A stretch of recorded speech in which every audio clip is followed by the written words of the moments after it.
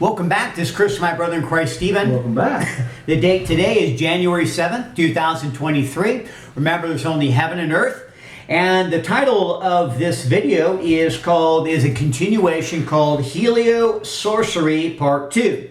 Heliosorcery. Helio meaning Helios, the Greek sun god. Remember, this is all about planet worship, worshiping the host of heaven, all of this. And as we know that we have the Magi, right? The Magi, or the priests of the Mystery Babylonian system, part of Mystery Babylon, that continually preach and say, oh yeah, we're all about science, but deep down, Newton wasn't a scientist. He was an alchemist. That's where you get the aspect of gravity. Like gravity is this force. So let's continue. It answers everything. Yes, yeah. It's a catch-all. It's a catch-all. Yeah, it's a religion, is what it is. It's basically religion. That's exactly what they use it for. Unbelievable. So continuing, we just consulted. Remember that Sir Isaac Newton was a Freemason. Freemason is just really a Gentile branch of the Society of Jesus. Remember, the Society of Jesus within the Roman Catholic Church a lot of times acts independently. They get their orders directly from the God of this world. That's why they have, he's also known as the Black Pope. So continuing here, quote, the ideas or beliefs set forth in the writings of Hermes Trismegistus, right, is also known as Hermeticism. Hermeticism, taken from the Free Dictionary. Now, Hermeticism, right, we have Hermes Trismegistus, also known as Hermeticism. Hermeticism is the philosophy that stands behind the practice of alchemy. So now we realize that Nicholas Copernicus, he was an alchemist. We know that Kepler was an alchemist. We know that Galileo was an alchemist. We know that Newton was an alchemist. They were Hermeticists. They were practicing alchemy. Continuing, legend has it that this Egyptian sage lived in the period of pharaonic Egypt, right? With the pharaohs, the pharaoh of Egypt. As with all the pagan religions, the object of the worship in the Egyptian religion was the sun, right? That's why we have heliocentrism. Most people worship the sun in their mind, right? Isn't this what people believe in, Stephen? Right? Yeah. All of this stuff. Yeah. This is your religion. It has nothing to do with the Bible. You think you're revolving around the sun. That is alchemy, Hermeticism, Pythagoreanism. Go ahead, my brother. Oh, those are all digital images, by the way. None of those are actual real pictures. They're not? No. Computer graphic imagery, right? Yep. Yeah, it's just fantasy is what it is. Hermeticism is those whose works were characterized by unorthodox structure, illogical sequences, and highly subjective language. In other words, they just were talking out the side of their heads. Yes. Basically. Yeah, yes, to lead people astray. So we see that Newton was so taken by the sun-worshipping sage that he translated one of Hermes Trismegistus's works. He translated it called the Emerald Tablet. The Emerald Tablet, where we get this phrase, as above, so below. Now, as above, so below, right? The pointing up, pointing down, we see, isn't it that Baphomet character, Stephen, as above, so below, and as the phallic symbol, and all of this stuff. This is all a part of Satan's religion. Mm-hmm. So as a Christian, should we be following satanic doctrine? Because remember, it is all against the Holy Writ. Most people go, it's just feminism, cultural Marxism, progressivism. No, it isn't. It is all against the Creator of heaven and earth and His followers. They want to lead you away from worshiping the true Creator to follow a created being. If you think about it, it's kind of pathetic.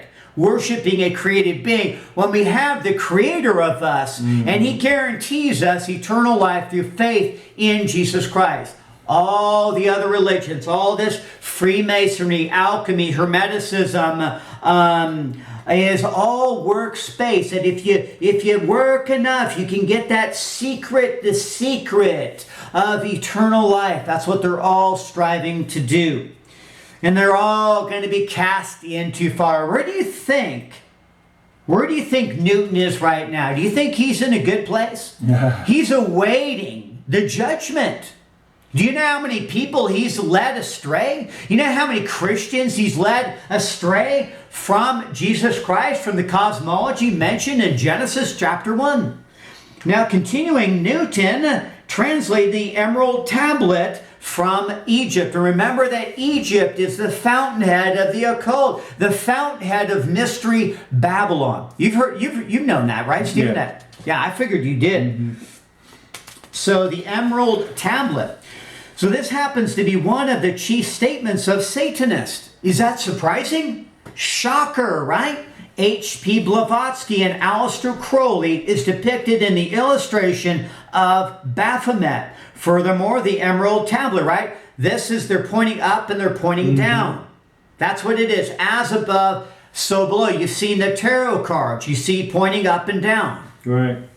This is all emerald tablets. So this man is a wizard. It's kind of He's as a above, sorcerer. so below, right? Yes, that's where it comes from. So Newton really translated it so that the New Agers, the Satanists of today, continue in that doctrine. This man was not a Christian, ladies and gentlemen. This man was not a scientist. This man was an alchemist. He clearly admits it. He was a practitioner of Hermeticism. So let's continue. This happens to be one of the chief statements of Satanists, right? H.P. Blavatsky and Aleister Crowley is depicted in the illustration of Baphomet. Further, the emerald tablet, which Newton loved so much and translated to English, concerns the operation of the sun. Go ahead, my brother. The Baphomet is a deity that's allegedly worshipped by the Knights Templar that subsequently became incorporated into various occult and Western esoteric traditions. The Baphomet is a deity allegedly worshipped by the Knights Templar that, the name appeared in trial transcripts and Inquisition in the Knights Templar starting in 1307. Okay, so what's the continuation of the Knights Templar today? Freemasonry. Freemasonry. Yep. Right. Interesting. Very good point. So, interestingly, Trismegistus, right, Hermes Trismegistus explanation contains a shadowy notion that sounds remarkably similar to Newton's theory. Quote, it's the sun's force is above all force, for it vanquishes every subtle thing and penetrates every solid thing. Isn't that what we say? Oh, the force, you're attracted, the law of attraction. Remember? Star Wars. I'm stating my age a little bit. Stephen, remember Star Wars, right? Use the force. Use the force. Use the force. That's Hermeticism. Where do you think they get that from? That's Kabbalism. So continuing, did not Newton propose that from the sun emanates an invisible force which is above all and responsible for keeping the earth and planets in orbit? Isn't that what we see? The Big Bang, and you got the sun spinning, what's the earth spinning around the sun at 66,666, right? So 67,000 miles per hour. And the force of the sun keeps the planets, right? And they include the earth as a planet, which shows that it has nothing. If you say the earth is a planet, you are yoking yourself to this Hermeticism, alchemy, because the earth is not a planet. I can walk you through. We've talked about Genesis chapter 1. In the beginning, God created heaven and earth. That's all there is. Heaven and earth are connected. And the heaven is the firmament. There's water above the firmament and water below the firmament. Interesting. So continuing here, did not Newton propose that from the sun emanates an invisible force which is above all and responsible for keeping the earth and planets in orbit? Rather than gain this epiphany from a falling apple, right? Apple falls on his head and goes, oh, that must be the force of the sun spinning and spiraling. It's just density, ladies and gentlemen. It's just, if something falls and it's more dense than air, it's going to come to the ground. It's common sense. But rather then gain his epiphany from a falling apple on his head, it is far more credible that Newton gained insight for his theory from Hermes Trismegistus's writings. Like Eve, who ventured on Satan's ground by wandering near the forbidden fruit, Newton's obsession of the occult enabled the arch deceiver to communicate through him. Isn't that interesting that they chose an apple? Yeah. They didn't choose anything else. That shows it's occultic right there. Why not a rock? Why not a walnut? Something. Yeah. Interesting. Mm-hmm. Why not an orange? Why not a coconut? Aren't you glad it wasn't an apple? Aren't you glad?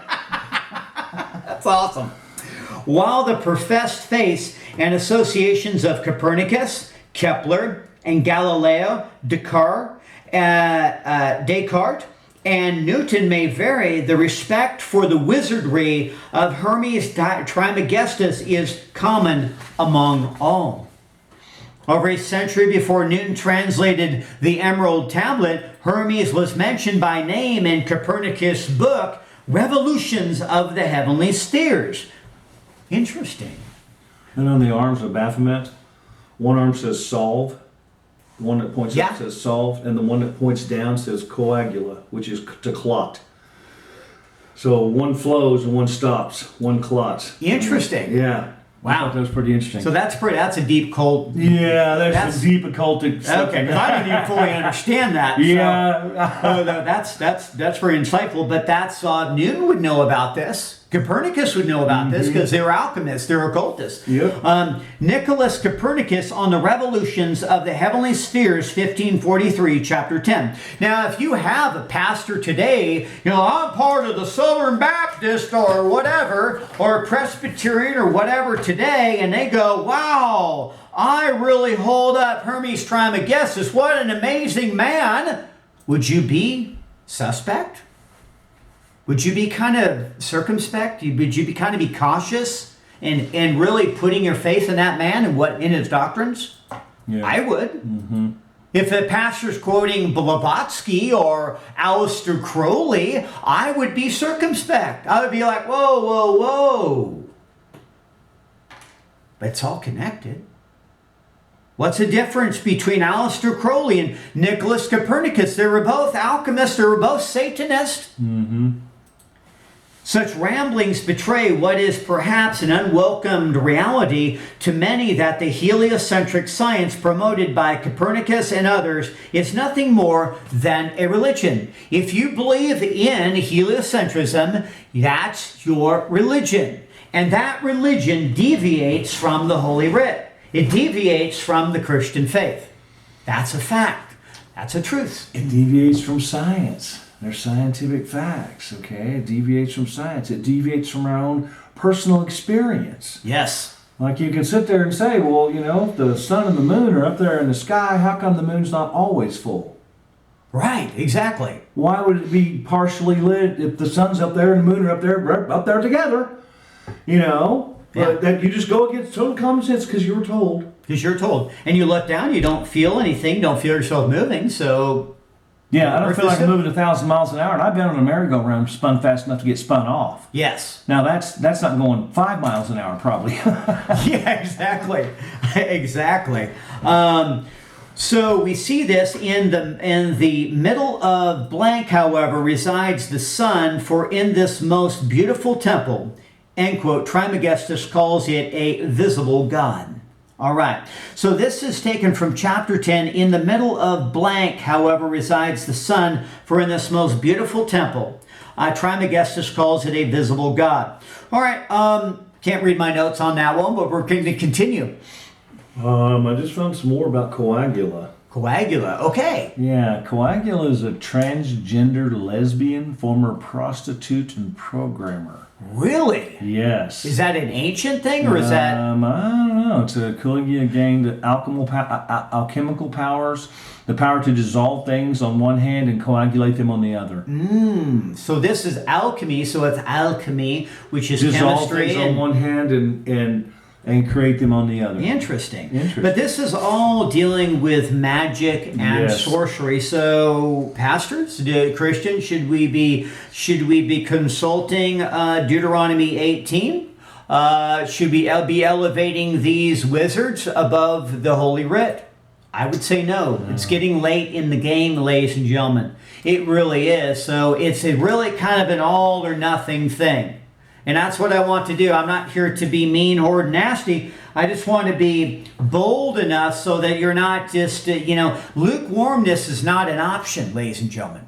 You're either in or you're not.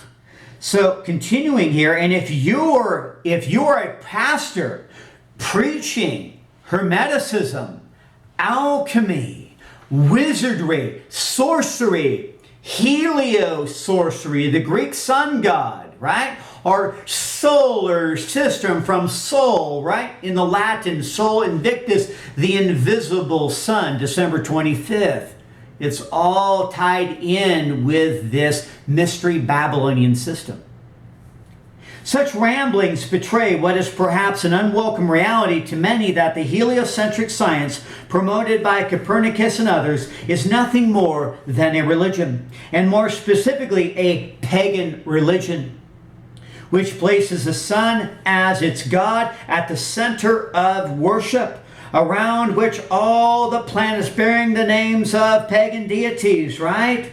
What do we see? Saturn, Mercury, Jupiter, Mars, Neptune, Venus orbit in reverent obedience.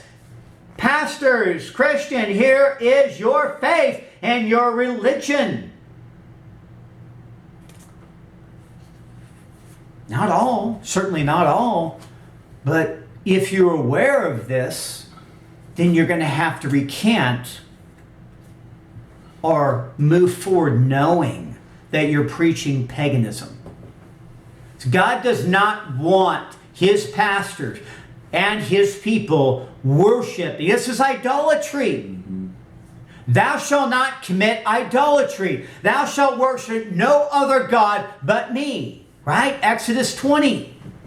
If it's above, below, this is worshiping the host of heaven. And everybody wants to think that because we're told about evolution, because we're, told that there's millions and millions of galaxies out there, and we can go millions of different places, and all the different stars and the suns, and it's just us. We're the center of everything, and it's like what's his Esau? Where he sold his birthright. Yeah, we're basically selling our birthright. You're right, and see the Satanists. They hate that God is right above the dome on the throne, and that's why they want to convince you that even if God is, Satanists believe in God. Mm-hmm. These Satanists have filled the world with fools. The fools are not Christian. The fools are atheists. You don't believe in God. It's stupidity. It really is. It's foolishness. But they just want to say that, hey, deism means that, well, the God is so far away. Now, if you're looking at this, Stephen, where's the throne here? Yeah. Where's up? Where's down? Is it Jesus Christ the Most High? Mm-hmm. Isn't he on the right throne of God? Where is it? Do we have to go through infinite outer space somewhere? Where is he? I'd like to know. He's not in that diagram there. God's not a part of that. No, yeah. It's deist or atheist. That's what it is. You are your own God is what it is, and that's what a lot of people are doing. So Lynn Pignet, Pignet, writer of the New Dawn magazine, doesn't shrink as others from an unwelcome truth and embraces the Hermetic roots of Copernican heliocentrism, right? She is what you would call a witch. There's a lot of witches out there under the banner of feminism, right? Witches tend to be very promiscuous and occultic. And so continuing here, she says, quote, essentially, Copernicus was claiming to have found mathematical and physical proof for principles that are set out without proof in the Hermetic books. Contemporary Hermeticists certainly regarded him as a hero for vindicating their sacred books. So Copernicus was a hero for Hermeticism, for Satanism, for paganism. Whatever ism you want to call it. You want to call it Marxism? Marxism is Satanism. Socialism is Satanism. Communism is Satanism. Karl Marx, do you think he was like, oh, well, Karl Marx was a Satanist? Even prior to Copernicus, Renaissance frescoes commissioned by Pope Borgia celebrated Hermes and his cosmology. These 15th century, right, 15th century is 1401 to 1500 AD paintings depicted the sage with his sun-centered spherical cosmology. Revered astronomer Johannes Kepler, most famous for postulating that the tides are caused by the moon's gravity, expressed his twisted obsession with Egyptian religion in his book, The Harmony of the World, which seeks to explain planetary motion around the sun. Kepler eerily stated. Go ahead, my brother. Well, I just think it's interesting you mentioned the tides, and there's tides that are all different all over the world. And there's large bodies of water that have no tides. How is it that it affects some water but it doesn't affect others? Like the Great Lakes, there's no tides on the Great Lakes, but they're huge bodies of water. And it's not affected by the moon. No. And the moon's gravity is 28 times less than ours is. How come we wouldn't pull the moon into us instead of the moon pulling something from the Earth? I got nothing, but this is a religion of Christianity, ladies and gentlemen. Not the religion of Christianity, the religion of Judeo-Christianity, because Judaism is the synagogue of Satan. If you look at Judaism, if you look at the Talmud, it's Satanism. So this is your religion. It's paganism and Christianity together. That's what Roman Catholicism is. So yeah, there is, in my opinion, the reason why we have tides is because at the North Pole, there is an iron mountain or whatever, and wherever, if you're on a circle and you're surrounded in 360 degrees by an ice wall that you're forbidden by all the governments of this earth, you're forbidden to go to. And that's really Antarctica. We don't know how far it goes out, right? We're not sure. And the reason compasses point north is because there's a metallic mountain, Mount Meru, and yes. 33 miles wide or something like that. It's 33 right. miles. But yeah, so and within that area, there's a breathing of the earth. Yep. The water's going in and then out. Every 4 hours. It goes in and goes out, goes in and goes out. Wouldn't you think that would be kind of neat to see? Sailors have told stories about that, getting caught in that. National Geographic, why haven't you discussed this stuff? Right?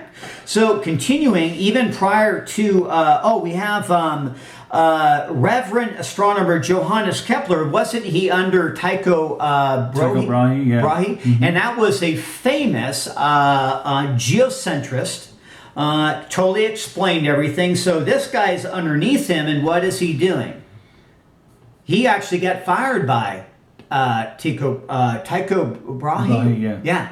And then he ended up coming back, and there's even suspicion about... I think he poisoned him. He poisoned him, took all his information. Yeah. So he had to be under the tutelage of geocentric astronomers, because geocentric astronomers have been around since the beginning of humanity. So continuing, we see that...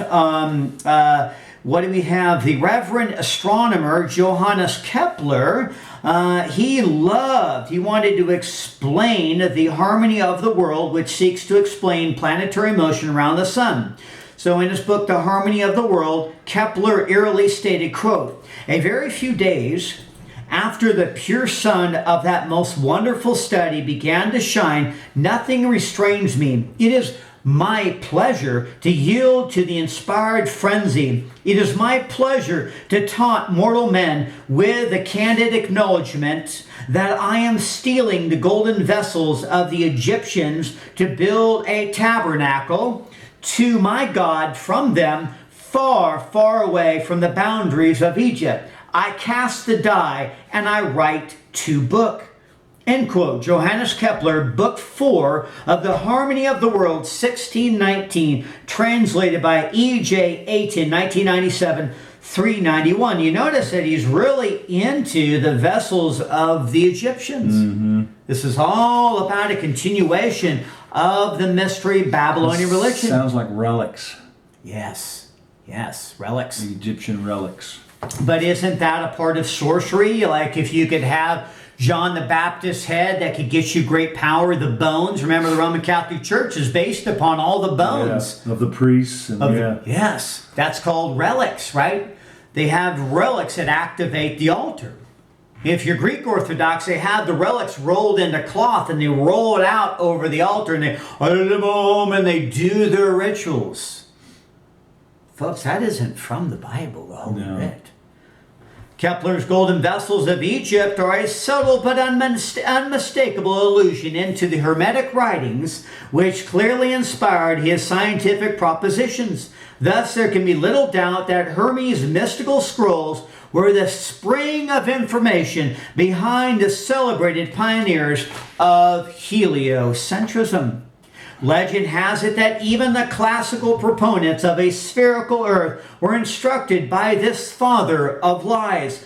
As Albert Mackey's Encyclopedia Freemasonry, he explains, quote, Hermes Trismegistus, or Thrice Great, who was a celebrated Egyptian legislator, priest, and philosopher who lived in the reign of Ninus, this mythical Egyptian philosopher was in fact considered as the inventor of everything known to human intellect. It was fabled that Pythagoras and Plato had derived their knowledge from him and that he had recorded his inventions on pillars. That's taken from, end quote, taken from Albert G. Mackey, Hermes, Encyclopedia Freemasonry and its Kindred Science, Volume 2, page 295. You notice that they're all about the mystery Babylonian religion cloaked under the banner of science. That's why the Bible in 1 Timothy 6:20 says what? Don't be deceived by vain and profane babblings. This is babblings in the name of science, falsely so called. This is the old religion of paganism being restored. You notice that Satan plays both sides. He plays the left, he plays the right, so that he can control both sides. But we want to be controlled by Jesus Christ through his Holy Writ. Come to Jesus Christ. God bless you. Bye.